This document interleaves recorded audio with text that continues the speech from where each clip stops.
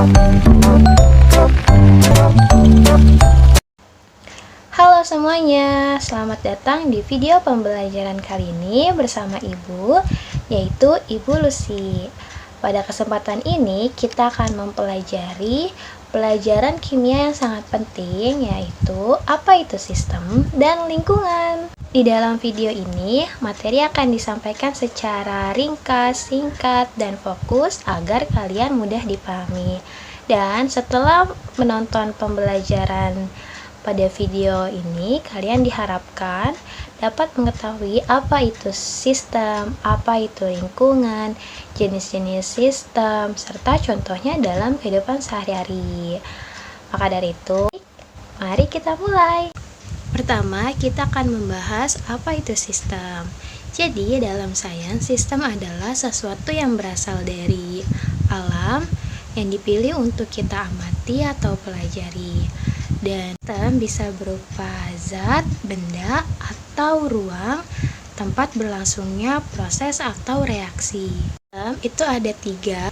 Yang pertama adalah memiliki batas sistem. Batasnya ini bisa nyata atau imajiner. Yang kedua, memiliki komponen yang saling berinteraksi. Yang ketiga, terjadi proses perubahan, pertukaran energi, atau reaksi. Berikutnya adalah lingkungan. Lingkungan adalah segala sesuatu yang berada di luar batas sistem dan dapat mempengaruhi sistem. Lingkungan dapat mempengaruhi sistem melalui 2 hal. Yang pertama, itu ada pertukaran energi seperti panas atau cahaya. Pada video air mendidih ini, kita bisa melihat bagaimana energi berpindah dari kompor ke dalam air. Ketika kompor menyala, panas dari sumber air dialirkan ke panci dan kemudian diteruskan ke air. Energi panas yang masuk ke sistem air inilah yang membuat suhu air meningkat hingga akhirnya mencapai titik didih. Selain energi yang masuk, ada juga energi yang keluar dari sistem. Ini terlihat dari munculnya uap air yang naik ke udara, dan uap tersebut membawa energi panas ke lingkungan. Jadi, pada proses mendidih, sistem tidak hanya menerima energi, tetapi juga melepaskan energi ke udara. Selanjutnya, pada video ini kita melihat secangkir kopi panas yang dibiarkan di udara terbuka. Ketika suatu benda panas berada di lingkungan yang suhunya lebih rendah, energi panas dari benda tersebut akan berpindah ke udara di sekitarnya. Proses ini disebut pertukaran energi melalui perpindahan panas. Pada kopi panas, panas berpindah secara perlahan ke udara sehingga suhu kopi semakin menurun. Itulah mengapa kopi yang awalnya sangat panas lama-kelamaan menjadi hangat bahkan dingin, meskipun tidak disentuh atau tidak ditambahkan apapun. Hal ini membuktikan bahwa lingkungan dapat mempengaruhi sistem hanya dengan memberikan jalur perpindahan energi. Udara di sekitar kopi bertindak sebagai lingkungan yang menyerap panas, sementara kopi berperan sebagai sistem yang melepaskan energi. Serta yang kedua, pertukaran materi seperti gas atau uap. Contoh selanjutnya yaitu es batu yang mencair di ruangan. Ketika kita meletakkan es batu di meja pada suhu ruangan, kita sebenarnya sedang melihat bagaimana suatu sistem berinteraksi dengan lingkungannya melalui pertukaran materi. Pada awalnya, es batu berada dalam keadaan padat dan suhunya jauh lebih rendah daripada udara di sekelilingnya. Udara ruangan yang lebih hangat memberikan energi panas kepada es batu sehingga proses pencairan mulai terjadi. Namun, sebelum es batu benar-benar mencair semuanya, ada proses lain yang sering tidak disadari, yaitu sebagian molekul air pada permukaan es sudah mulai berubah menjadi uap air dan berpindah ke udara.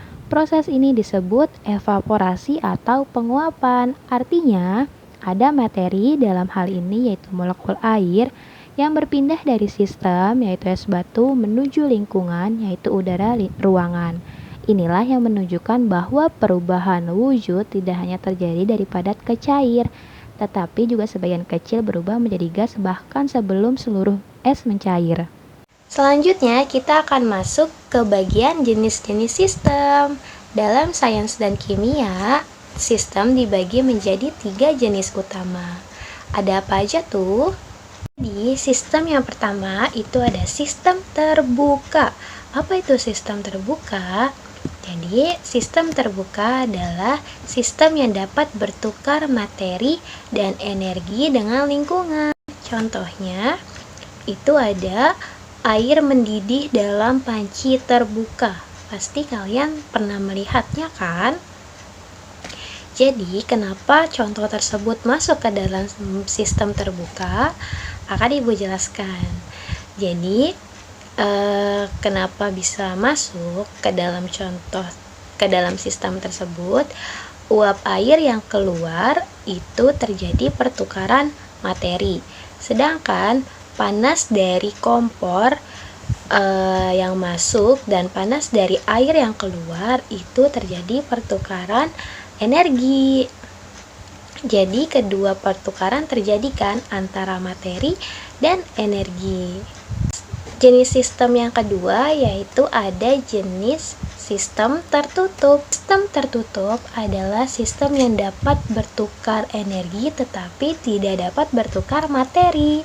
Contohnya itu ada di botol air mineral yang tertutup rapat. Kenapa tuh bisa masuk ke dalam contoh sistem tertutup?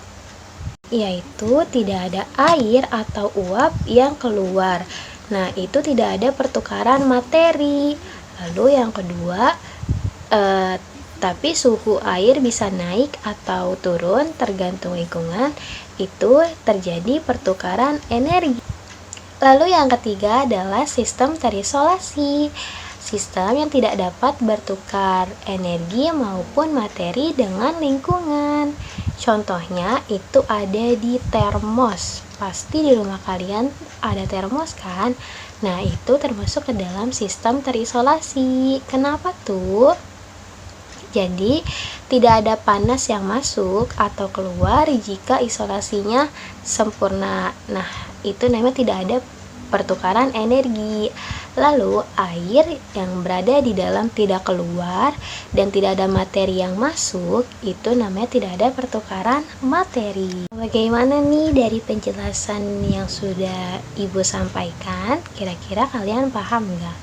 Oh ya, Ibu mau nanya sesuatu, nanti kalian bisa tulis di kolom komentar ya. Ibu ada 3 pertanyaan yang kalian nanti harus jawab dan tulis di kolom komentar.